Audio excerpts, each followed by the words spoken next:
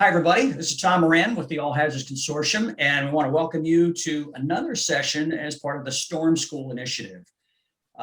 This session is focusing on equipping new leaders. This could be in government or industry. This could be folks in their 20s or in their 50s. New leaders emerge in all different kinds of things, preparing to better collaborate and execute during disasters. So this is a big topic. So on the phone with me today we have our instructor, Mike Sapone, along with Dave Vanderbloemen, Jim Nowak, formerly in the electric sector, who are all part of the Fleet Response Working Group, and John Molnar, that runs the program office. I'll let them introduce themselves, so when you hear their voice, you kind of know who's talking. So John Molnar, I'll have to ask you to camera on and just introduce yourself real quick, and then I'll do Dave and Jim, and then Mike will end up with you. Yes, hi everyone. My name is John Molnar. I am the director of the Program Management Office at the All Hazards Consortium. Basically, the responsibility here is to run and support a lot of the various projects within the emergency management, homeland security space that we have been working with. I've been working at the AHC for the last 15 years. Tom. Thank you, John. Dave. Good morning, everybody. Dave Vanderbloemen. Currently run DV Consulting, but 2019 I retired from Dominion Energy, 42 years there. Vast majority of it spent in emergency preparedness. Ran the distribution operations centers and emergency preparedness center, and worked with a lot of trade associations, Southeast Electric Exchange, EEI, Edison Electric Institute, the Association of Edison Illuminating Companies are just a few of them, but glad to be here and looking forward to hearing what Mike's got to teach us today. Very good. Thanks, Dave. Jim?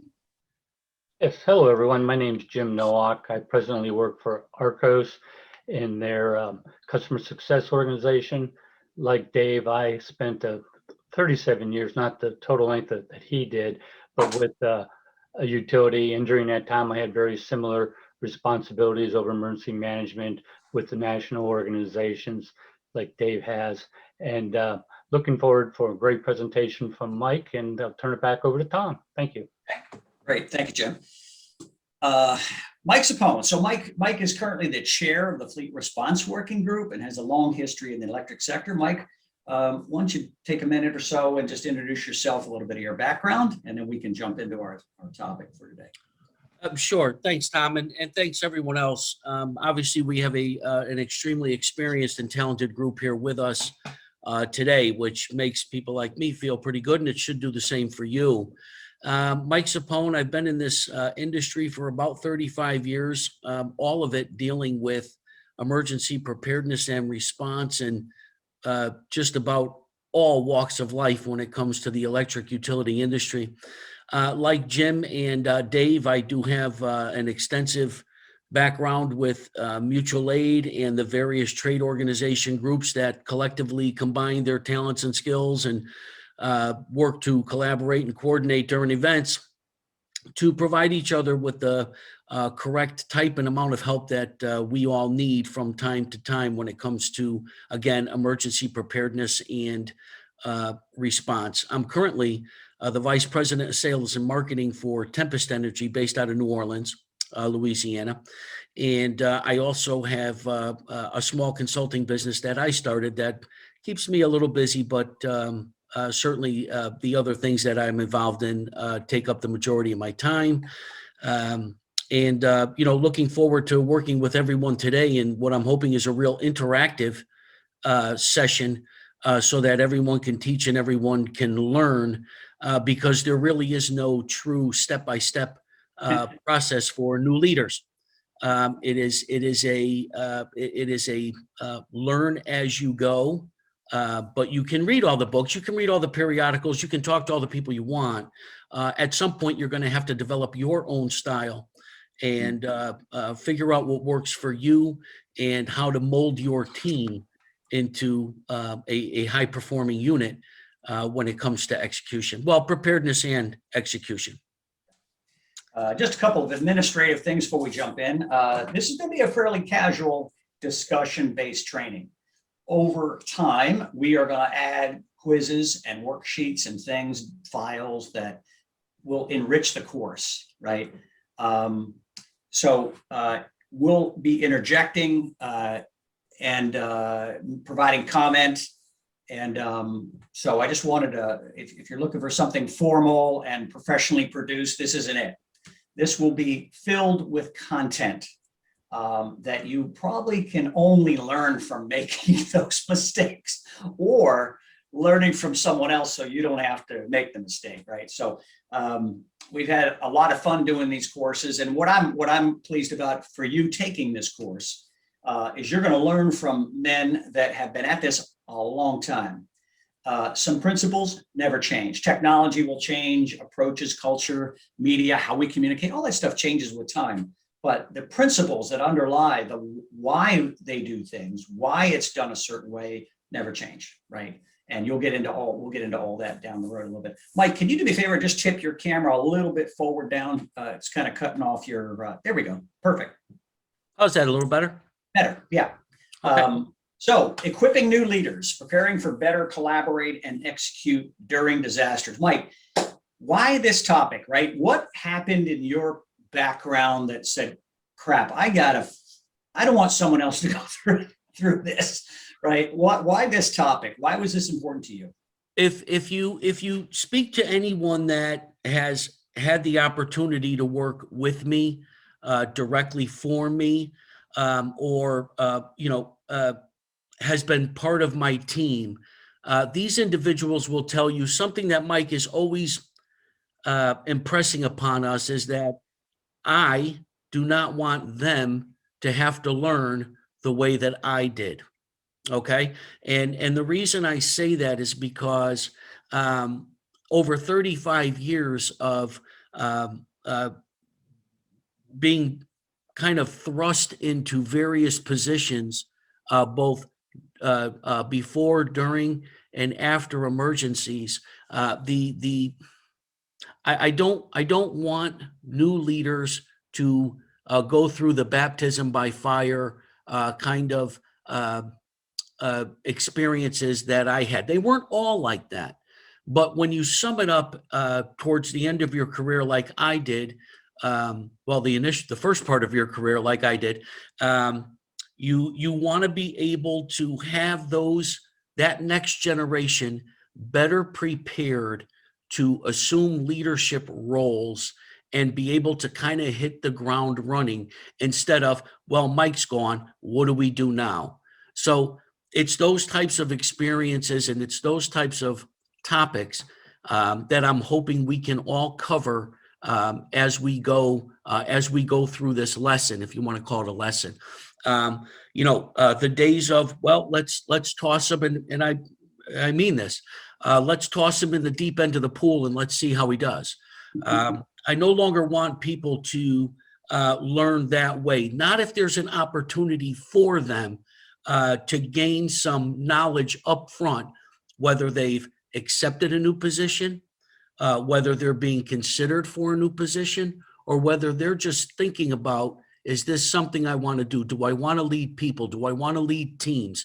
Is it for me?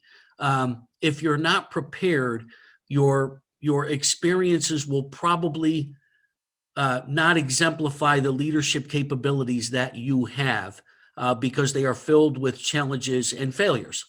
So that's why Storm School and that's why equipping new leaders is so important to me. The people like myself and the other veterans on this panel are leaving industry, and they're leaving quickly. Oftentimes, when leaders leave industry, their replacements have not yet been named. There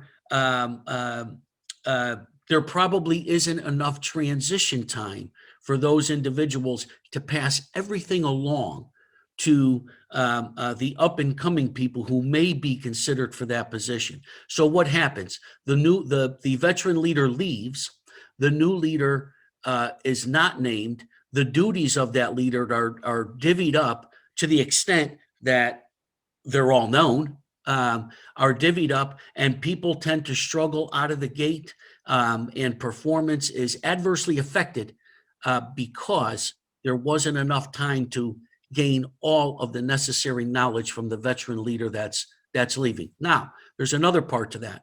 New leaders come aboard. A lot of times they're not internal these days. In fact, they might be brought on for a completely different reason, based on blue sky roles in the company that you're involved in or the organization. So they bring a certain amount of blue sky experience that's necessary. However, they do not have hardly any experience when it comes to the way your particular company, your particular team or group needs to prepare, perform, and recover from an emergency event. So you're kind of stuck with, in a way, a new leader that comes in without the knowledge and is bound to fail. And the lessons that are contained, or the ideas that are contained in this module, are geared toward helping that leader become more proficient sooner. Right. And it's funny you say that, Mike. That speed is so important because the world is accelerating, right? You can't move at a snail's pace anymore. You can't move at a fast pace. You really got to stay up. And I think the difference for a lot of new leaders is the coaching and the mentoring they have makes a huge difference. Absolutely. And let's not forget or sell short the fact that the stakeholders and the customers that are dependent upon your organization, it's not their problem. They're not going to be so understanding because you've decided or you've had this turnover involved in your organization. They will look to your senior leadership to say, hey, you knew about this. Why weren't you prepared? Why was performance even viewed as so poorly? So there's no wiggle room anymore for leaders to fall short of expectations of their customers and stakeholders. And one other component as well. This is my 17th year in the public-private business, and one of the things I've observed both in government and private sector is the transition of leadership. It's really hard to pull off. I remember early in my career, Dennis Schrader was the Homeland Security Director in Maryland, big job, and they had an election, and Dennis was leaving, and the new person was coming in. And I remember I saw Dennis the day after. I said, how'd your transition go? He said, well, I put a binder together and left it on my desk and left. And there were a couple of meetings prior to that. And I thought to myself, that was it. That was the transition. The new guy coming in has got to read all this stuff. And I thought to myself, when I left Verizon, when I retired, right, I spent a lot of time sucking stuff out of my head, contacts and people and information. And I thought, I don't know if that happens in every state or every agency or every company, but I thought, what a missed opportunity, right? To come back and pick the brain of a senior leader that's learned a lot, made mistakes that you don't have to learn from, right? So whether it's government or industry, it doesn't matter. The principles are the same. So I think you said the right word is speed, getting spun up quickly. And more importantly, as we've learned with Dave and Jim and some of the other guys here, is knowing what not to go after is more important sometimes than knowing what to go after, which we'll talk about a little bit later. So it's kind of, pick your battles sooner, right? So